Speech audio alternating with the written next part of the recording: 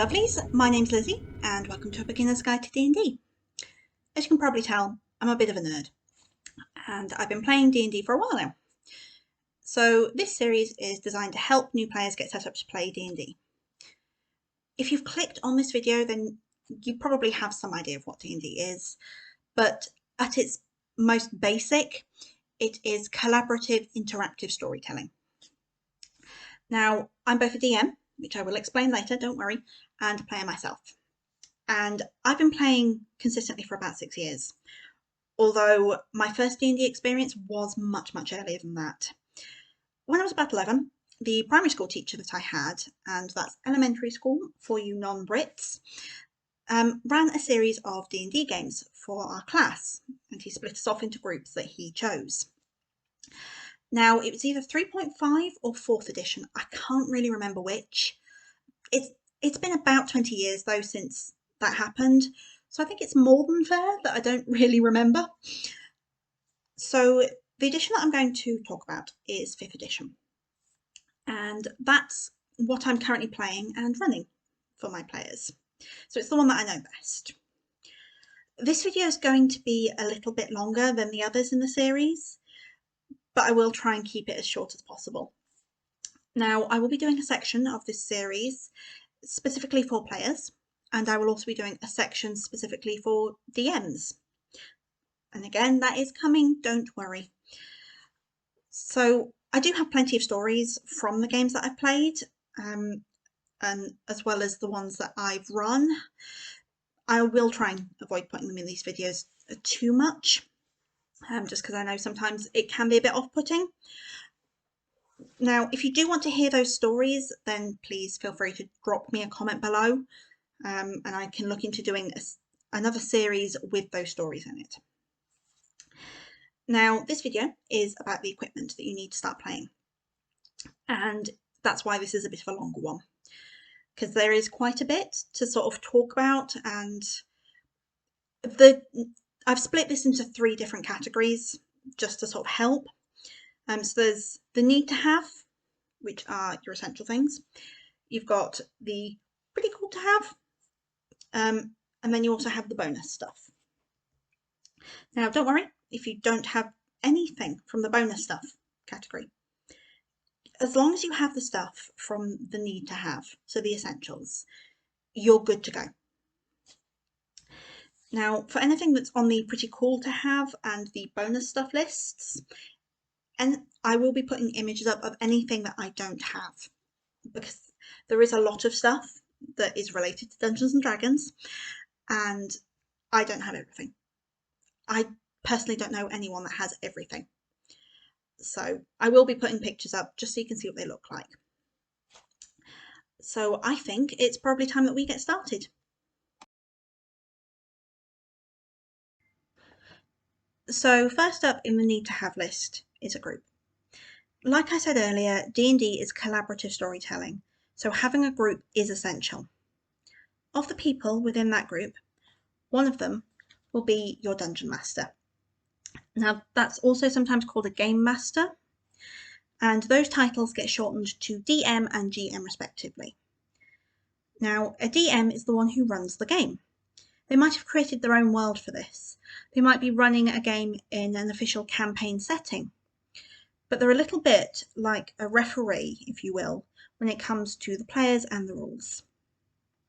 You don't always have to have the same DM. Another member of the group could run their own campaign, but I would recommend using the same DM for each campaign. So for example, you could have one person running one campaign and another person running another one. You wouldn't want anyone else to take over either of those campaigns, just so you don't confuse things. The next thing you need is a place to play. Now, this can be anywhere.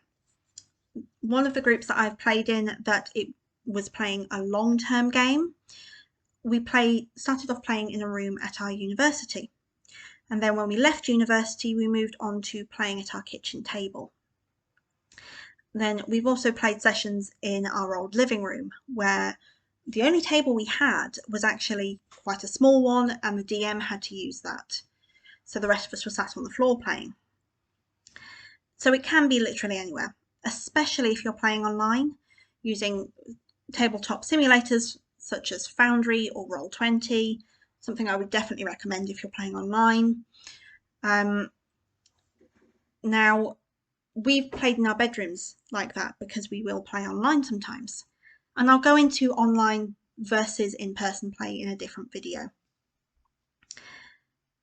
I would recommend, for an in-person game, using somewhere with a table, just to make it easier for everyone, and somewhere quiet if possible, because you don't want to be pulled out of your immersion in the game by some random sound happening outside that then causes everyone to laugh. There's nothing worse than if you're in the middle of a tense situation, or if you're running that tense situation. It just makes it less fun for you. Now, another need to have thing is a session 0. And this is somewhere where the players can create their characters.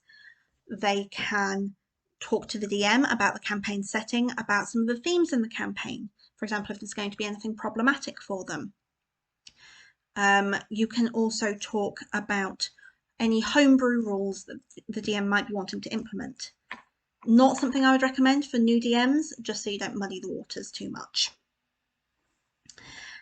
Now, the next thing that is on the need to have list is your dice. And I have a very small section of my polyhedral dice collection. I have rather a lot because sadly they do have a tendency to multiply. And this is, I'm not going to show you all of them because we'll be here forever otherwise, but it's just so that I can show you each type that you need. So we'll start off with the one that you're going to use the most, and you'll use it for ability checks, which are sometimes called skill checks, attack rolls, and also saving throws. And I'll go into how those rolls work in a later video, so don't worry. And it's your D20. So, like I said, it's the one you will use the most. And there is another dice that has more sides. I've not known anyone with one, so you don't need to worry about that. Moving on from the dice with the most sides, we're going to move on to the one with the least. And that is your D4. Now, you might notice it's quite pointy. Whatever you do, do not leave these on the floor where you can stand on them.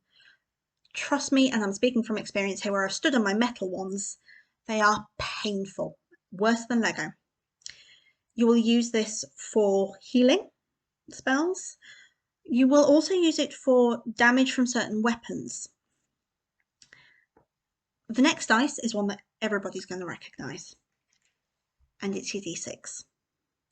So this is also used for damage, and it is used for hit points for some of the classes, which we'll go into in another video. Next, we have our D8. And this one again is damage and also hit points for certain classes.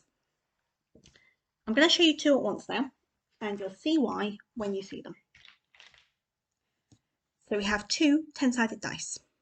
We have our percentile dice, which is also sometimes called a D100, and we have our D10. Now, the percentile dice will not get used very often.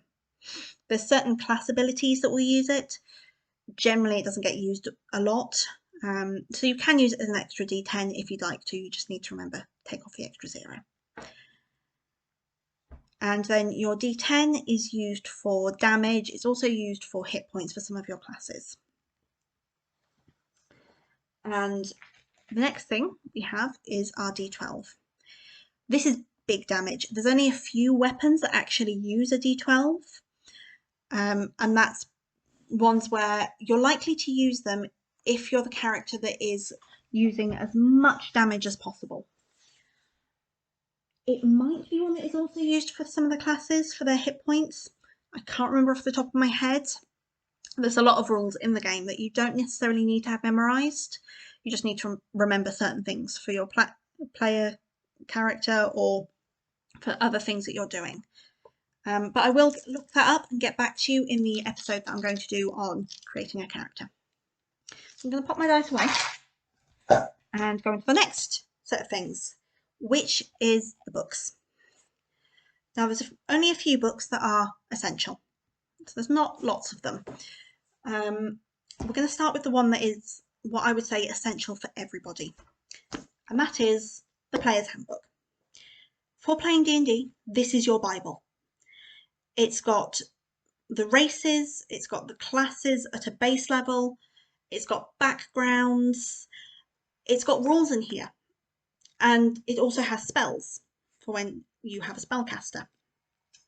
Now, like I said, you don't need to memorise all of this. You might notice we have little bits of paper sticking out, and that's so we can refer back. Yes, it will slow the game down a little bit, but sometimes you just need to refer back to the book. Now, these books that I'm showing in the essential section are the base books. So this is the game at its base. You can get additional books. I will go into them in the next section. So don't worry too much. Next up is a book that generally will only be used by the DM, but occasionally players might use as well. The Monster Manual. So this has all of your base monsters in it. Like I said, some players might use this occasionally.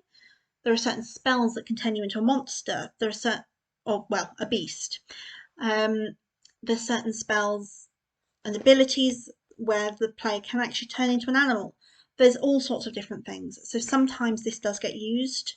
I wouldn't necessarily recommend a player has one. You don't use it enough to need one.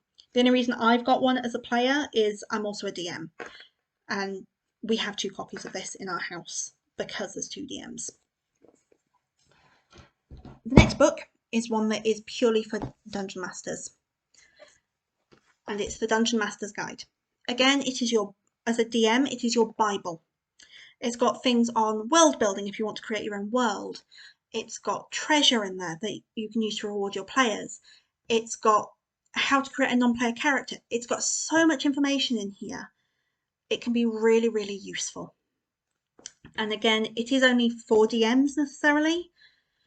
We've got 2 copies in our house again because we've got 2 DMs.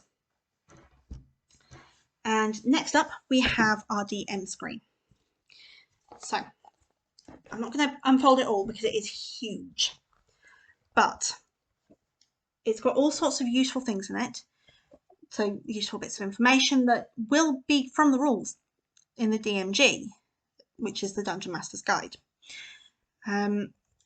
But there's certain little bits of rules written down for you on the inside of the screen, just so that you can refer back to them even quicker. You can also use it to hide your notes or even to hide your dice rolls, because sometimes as a DM, you don't want your players seeing what you're doing. Next up, we have maps. Now, as a player, I have played in games where it's been what we've called theatre of the mind. It can get complicated because sometimes you don't quite know where everyone is in respect to each other. So a map or a battle mat, which I will put one on the screen because our one is enormous and I don't really want to go and get it and unroll all of it because it will cover the entire screen. It is huge. That can be really useful, and we actually use a set of dry white markers with the battle mat so we can draw our own maps on it. And to use with that, we actually have minis. So I've got a small selection. We have far more than this. In case you couldn't tell, we have a lot of sort of Dungeons and Dragons stuff in this house. So we have, you can get huge minis like these, all the way down to teeny tiny ones like that. And the creatures in your game will run from tiny all the way up to gargantuan. But for your players, they're generally speaking going to be medium. So this is a player mini. I showed you a Fomorian, so a giant mini, and also a goblin. We also have ones that kind of size. Again, a bad guy. Now, if you wanted to, and you absolutely don't have to, you can make your own custom minis. And I actually have one here that I created for a very early character of mine. Her story was quite interesting to play. She did not come to a good end. I used a website called Hero Forge to make this. Not sponsored, by the way. But it is a little pricey. However, if you want a custom mini of your character, that can be worth it. So I think that might be everything in the need to have section, which means I think it's time to move on to our next section. So with regards to the pretty cool to have stuff, a fair few of them are sort of something that everyone might want to think about, but one of them is DM specific, and one of them is something that is for everyone, but a DM might actually think about more than the others. So I'll start with that one first, and that is refreshments. I've known some D&D games go on for 5-6 hours. If you're potentially interested in playing D&D because you've watched Critical Role, you will know that their episodes go on for about 4 hours. If in that instance you are playing a long game, you're going to want something to eat partway through. You might even want a break. So doing your refreshments can be done either as everyone brings their own snacks to sort of snack on throughout the game. It could be done as you order a pizza or some other takeaway while you're playing. It could even be that you as a DM potentially order something or buy something in and everyone pays a little bit of money towards it. How you do it depends on you as a group. I would recommend talking about it because otherwise the waters get muddied a little bit. It's something good to bring up in your session 0. The next thing is the DM specific item. It's not really an item per se as something that's just quite useful, and that is music and sound sets. I mentioned earlier about D&D being immersive, and this can really help with that. Now, I personally use a sound set creator called Sirenscape, and there are 2 different types of account you can have. You can have a free one or you can have a paid subscription. And obviously you get more stuff with your paid subscription than you would with the free one.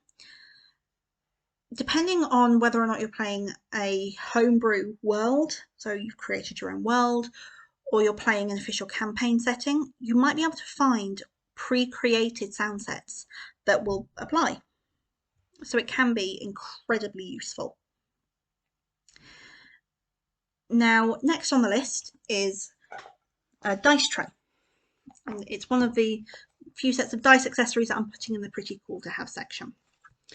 So I mentioned earlier a slight thing about us once playing in our old living room where there was nowhere really for most of us to sit and play. This can solve any issues that you have with that kind of thing, where it gives you a nice flat surface on which to roll your dice. Wasn't a brilliant roll, but not the worst one I've done today. Next up, we have some other dice accessories, which are something to keep your dice together in. If, like me, you have multiple sets of dice, then you're going to want something to keep all of your dice together. So that can be something like a dice bag. So just a nice little bag, put your dice in, and they're all kept together. Need to fix that stitching. Now I also have here a dice box. So again, it's just a nice little box, and that is the very small section of my collection that just keeps all my dice together. I can even use it as a dice tray if I wanted to. I would have to take all of those dice out of there to do that, so I don't, because I then have dice everywhere. But that can be quite useful. Next on our pretty cool to have list, I am actually going to say a notebook. When you're playing, you're going to want to take some form of notes. During our first game, we used the back of our character sheets. I wish we'd been using notebooks. Sometimes a DM will say something and it won't have any relevance at the time. But then 6 months later, you can guarantee it's going to be relevant, and you're going to be frantically going through all your notes going, where is everything? Where's this thing? And if you've changed character sheets a few times, that then means that you've potentially lost that information. So a notebook is always a pretty cool thing to have in game. I sometimes use the notepad feature on my laptop to take notes, and that can be that's also just as useful. It's however you want to take notes. Another pretty cool thing to have is different character sheets. So I mentioned the Player's Handbook in our Essentials section, and there are character sheets in the back of that. There are people who have actually made different character sheets based on classes. You can get an alternative type of character sheet that has, it's like the base one, it's got all your skills under each ability. For the ones that are based on class, they might have certain parts of them already filled in for you, so you don't need to worry. I'm actually going to put a couple of examples up on the screen. We will go into character sheets in much more detail in one of our videos on character creation. I'm going to do an entire video just on the character sheet so that you know what everything is, where things are, before we even look at starting to fill one in. Next up, we have bonus books. There are an awful lot, so I'm not even going to mention all of the names. There are so many of them. So if you find one and I've not mentioned it here, please don't shout at me. There is a huge amount of them. I'm going to put some examples of the ones I don't have up on screen while telling you about them. But you know, there are so many. So the first one that I personally got is Xanathar's Guide to Everything.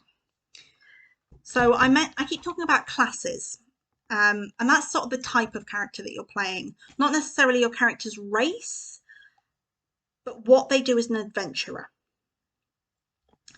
And this actually has some additional parts to enhance those classes. It's got something called subclasses. I'm going to go into this in so much more detail during our character creation videos, so don't worry, okay? But this has additional stuff in it. It also has a couple of really useful tables for DMs of magic items. And I do use those tables quite a lot myself. So I would recommend them. We've also got another one, which is one that everyone can use. Volo's Guide to Monsters. It's got additional player races in here. It's got additional monsters. It even has a section on the lore of some of the monsters, which can be really, really interesting. Now, as with the other books, you don't have to memorize everything in those books. So don't worry about looking at them going, oh, there's yet more books. You never have to memorize like everything. Don't worry. There's also other books such as Tasha's Cauldron of Everything, Fizban's Treasury of Dragons, Mordenkainen's Tome of Foes. There's so many, like loads and loads of books. So, you know, it's pretty cool to get additional books, especially as some of those additional books can then give you stats for new monsters that you can, as a DM, could bring into your game. Likewise, as a player that can use some of those monster stats to turn into something, you know, it opens up more options for you.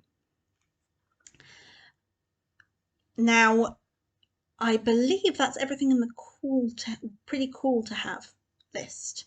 There's not a huge amount. We're actually getting towards the end of our video, so don't worry too much. There's not much more. I think it's time we move on to our final section.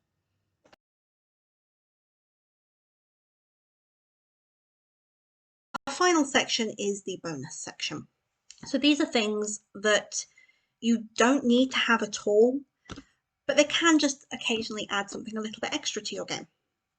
A lot of these will be DM specific, but there are a few things that the players might want as well. So one of them is a dice tower, and all that is a little tower that you just drop your dice into the top, rolls it for you.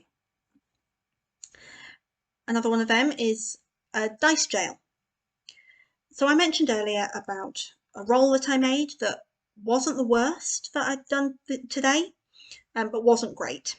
So if you're consistently rolling badly, you might just want to take that particular dice that you're using, set it to one side and use another one. And that's called putting it in dice jail. So you could buy little dice jails for your misbehaving dice. You really don't need them, but they're pretty cool. I want one. I haven't got one yet, but I want one. So there are a couple of things that, everyone might want to have. You don't need them, but you might want them. Now we're going to move on to the DM specific stuff. So the first one of them that we're going to talk about is something related to a couple of magic items that are in the game. And these magic items are decks of cards.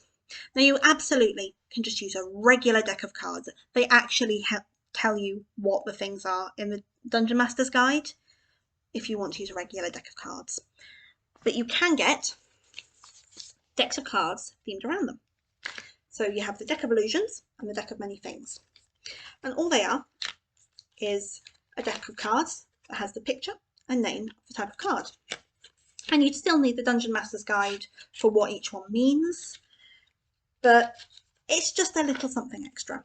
I will actually go into these in a bit more detail in one of the Dungeon Masters episodes, just because there's some interesting stuff to talk about with these, particularly the deck of many things, which will break your game.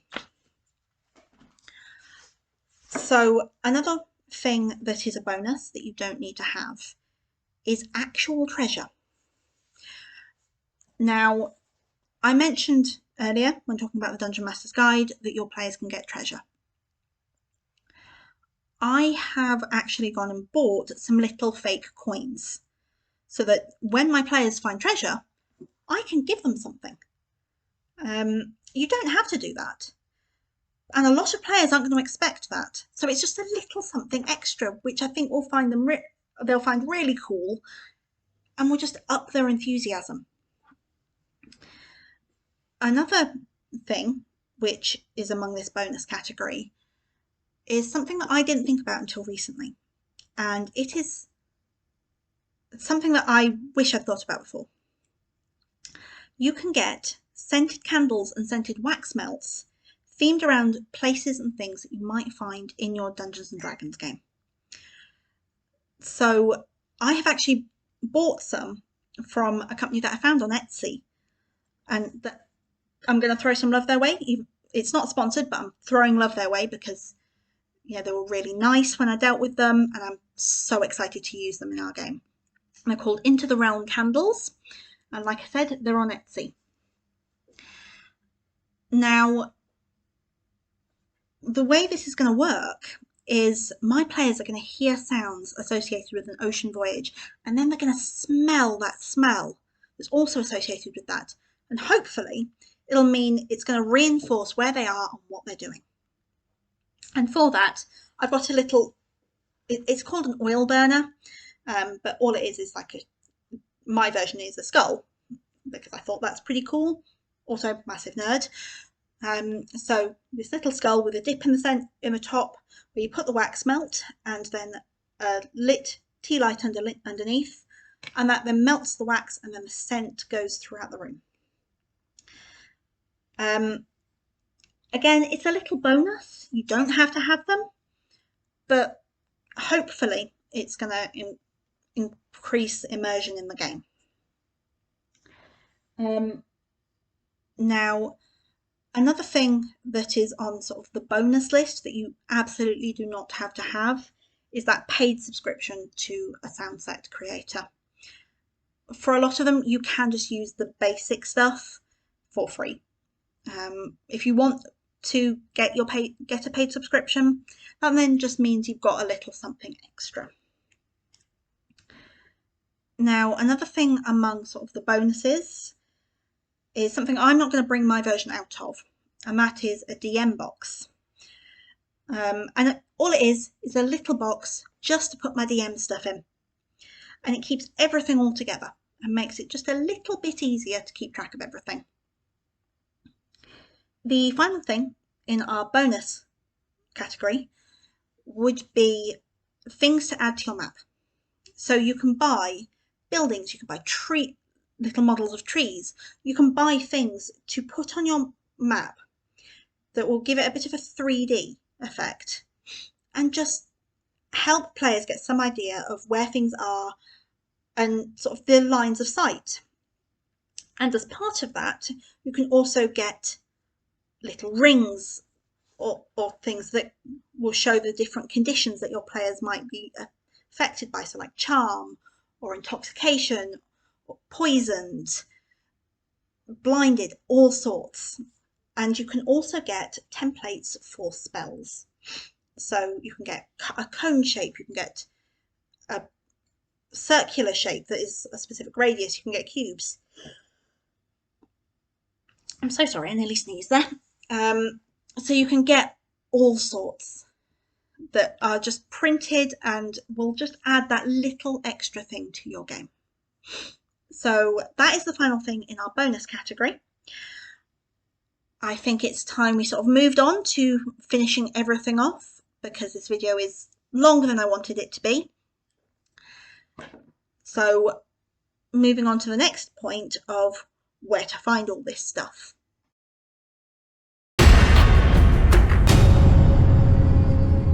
So where to find all this stuff? Because I'm aware there is a lot of stuff in this video. You can find it in all number of places. Yes, you can find it on Amazon. Or a lot of them you can find on Amazon. For things like the books, especially, go to an independent bookshop. It's going to throw some love their way. There's not enough people using independent bookshops now, which is really, really sad. If you are based in the northeast of the UK, particularly the Newcastle area, even as far as sort of Durham, Darlington, if you go to Newcastle and you're walking from the station towards the city centre, there are two different shops that you could potentially go into. One is a chain, which is Forbidden Planet, and they're pretty cool. They have a lot of D&D stuff. To find that, you'd want to go downstairs. And they also have a shop in Middlesbrough, I believe. Although don't quote me on that, because the last time I heard about that shop, it was a long time ago, sort of pre-COVID. So, don't quote me on it being in Middlesbrough still. And the other shop is Travelling Man. And that's the one I would actually personally recommend, just because it's really, really cool. It's a lovely little shop. And it's got books, it's got minis, it's got dice, it's got paints. It's a thing that you don't necessarily think about, is painting your minis. I showed you the custom one I've done earlier that I haven't painted. I might one day go and paint her, especially as I have another little project in mind that I need the paints for anyway, so I might pick up some paints for her. But, go to an independent shop if you can. And like I mentioned, some of them might sell dice, they might sell other bits and pieces. Etsy's a really good resource as well. So a lot of things on Etsy will be people just creating. I mentioned Into the Realm candles. They are a UK-based company. So if you're not based in the UK, shipping costs could be quite high. They may not even ship to you. But that doesn't mean that you can't find a company that will do these sort of things for you. You can also, some things, make yourself. So a DM box, you could make yourself. You could make your own DM screen yourself. You don't have to just go out and buy stuff. You can make them if you're that way inclined. That little dice bag I showed you earlier, I actually sewed that. So you can make things to help with your game. But yeah, you can also buy them on Amazon. You know, you absolutely don't have to sort of go out and make stuff, or if you can't get to an independent shop, there is no shame in getting them where you can if you really want things. And I think I'm going to end the video there because it is quite long and I really don't want to keep it too long. If you found this video useful, if you enjoyed it, please just drop a like down below. I am going to be doing more videos coming up. I think the next one that I'm going to be looking at is actually going to be looking at character creation, which will include the character sheets, and that's the very first one I'm going to do, is looking at these character sheets. So please stay tuned for that. It's probably going to be another week or so before I actually have that one ready to put up. But like I said, drop a like, drop me a comment if you have something you'd like to know. You know, feel free to ask me. I'm more than happy to help. And I hope you guys have a really lovely rest of your week. And I'll speak to you next week. Bye.